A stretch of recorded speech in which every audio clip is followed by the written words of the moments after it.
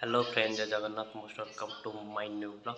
तो आज लंच रे कौन रही देखा नना किचन रे स्टार्ट करियो।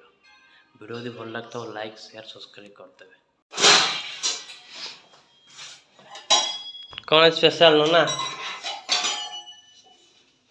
भात डाली शाग तरकारी कदली भजा। वाह,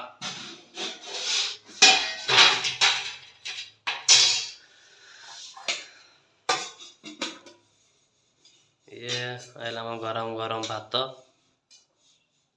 थाउ बास बास है जे ये हमारा छुक हर डालटी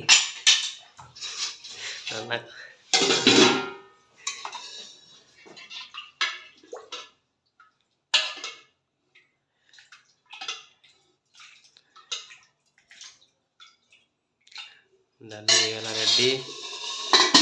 तापरे ये कदली भजा।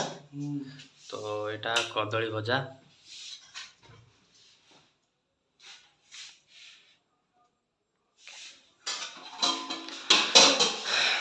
स्पेशल डिशटा हूँ शाग तरकारी। बस बढ़िया देख। तो आज मंगलवार नना आज स्पेशल डिश करते। ये हमारा लंच रेडी। आज लंच